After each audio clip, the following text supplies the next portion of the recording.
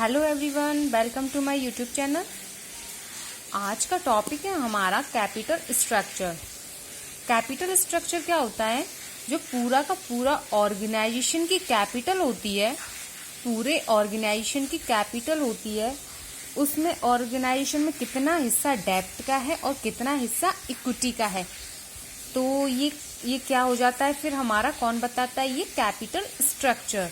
Okay, capital structure का formula होता है डेब्ट upon equity. Okay, capital structure का फॉर्मूला क्या होता है? डेब्ट अपॉन इक्विटी। तो मीनिंग पढ़ लेते हैं हम इसका, कैपिटल स्ट्रक्चर का। तो कैपिटल स्ट्रक्चर और कैपिटल फ्रेमवर्क।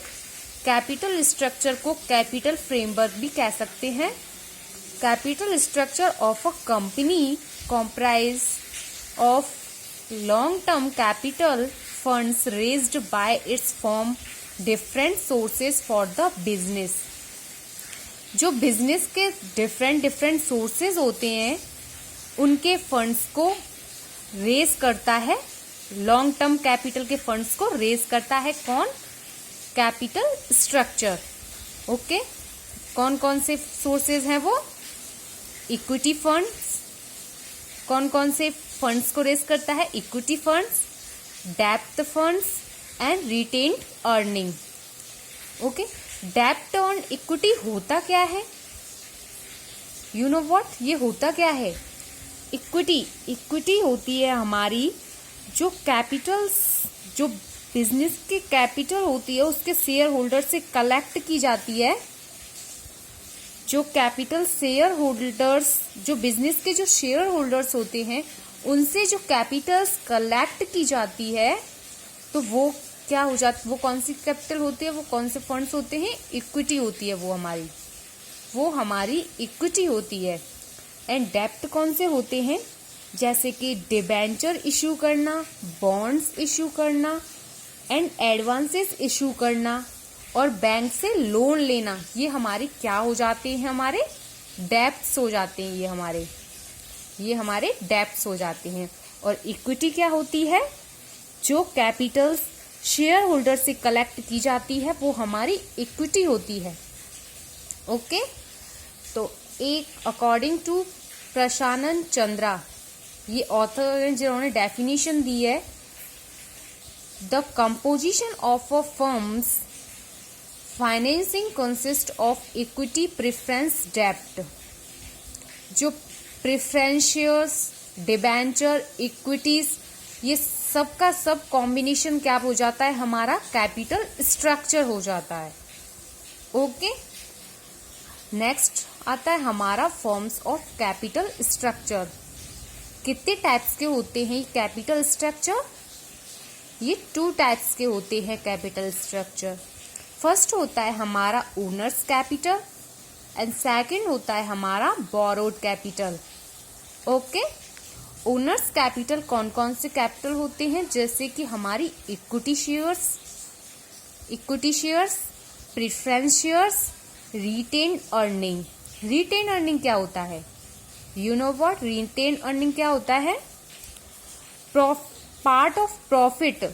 ये होता है हमारा पार्ट ऑफ प्रॉफिट, जिसे हम फ्यूचर के लिए बचा के रखते हैं, फ्यूचर्स के लिए सेव करके रखते हैं, वो हमारा रिटेन अर्निंग होता है। ओके, ये लेस रिस्की होता है। हमारा ओनर्स कैपिटल क्या होता है? हमारा लेस रिस्की होता है। नो चीपेस्ट, इसमें कोई भी सस्तापन नहीं है। ये हायर कॉस्टली होता है। ये ओनर्स कैपिटल हमारा मोर कॉस्टली होता है। एंड बोरोड कैपिटल की बात कर लेते हैं हम। बोरोड कैपिटल में कौन कौन से आते हैं? डिबेंचर्स आते हैं हमारे, लोन वगैरह, एंड लॉन्ग टर्म लोन्स आते हैं।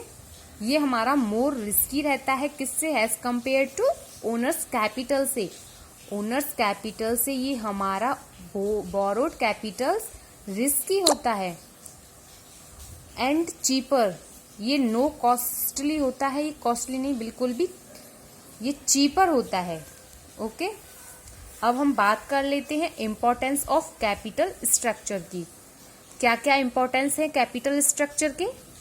वैल्यू मैक्सिमाइजेशन, बिजनेस के कैपिटल के वैल्यू को मैक्सिमाइजेशन करता है, ये बढ़ाता है।